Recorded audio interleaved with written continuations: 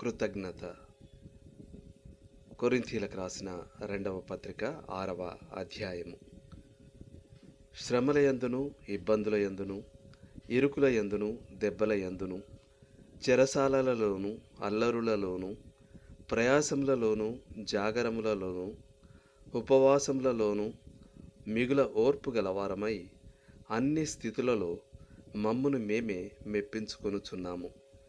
మేము ఏమియూ లేని వారమైనట్లుండియు సమస్తమును కలిగిన వారము.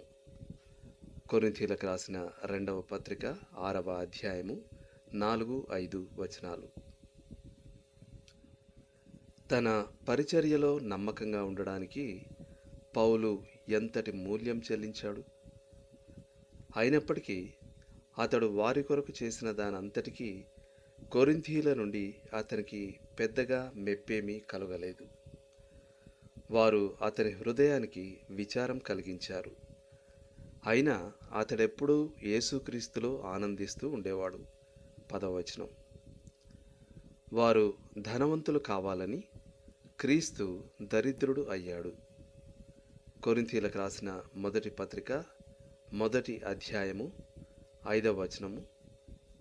కొరింథీలకు రాసిన 2వ పత్రిక 8వ అధ్యాయము 9వ వచనం. దరిద్రుడు అని తర్జుమా చేయబడిన గ్రీకు మాటకు ఓ బిచ్చగాడికి ఉండే దిక్కుమాలిన స్థితి అని అర్థం. వారి మెప్పు కోసం ఆర్థించడంలో పౌలు తప్పు చేశాడా? నాకైతే అలా అనిపించట్లేదు. కాపరులు, మిషనరీలు మరియు నమ్మకమైన సంఘ నాయకుల త్యాగపూరిత పరిచర్యను చాలా మామూలు విషయంగా తీసుకునే సంఘాలు కోకొల్లలు. పౌలు తనను పొగడాలని ప్రాధేయపడలేదు.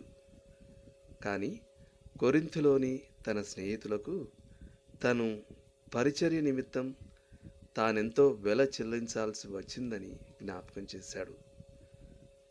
ఎవరో సరిగానే చెప్పారు, మీరు కృతజ్ఞతను చూడాలనుకుంటే నిఘంటువులో చూడండి అని. మనకు పరిచర్య చేసిన వారికి మనం కృతజ్ఞత చూపుతున్నామా? లోతుగా ఆలోచించాల్సిన విషయం. ఇటీవల కాలంలో మీకు అంతగా మెచ్చుకోలు లభించని మీరు ఇతరుల కోసం చేసిన కొన్ని త్యాగాలేవి? అప్పుడు మీకు ఎలా అనిపించింది? ఆమేన్.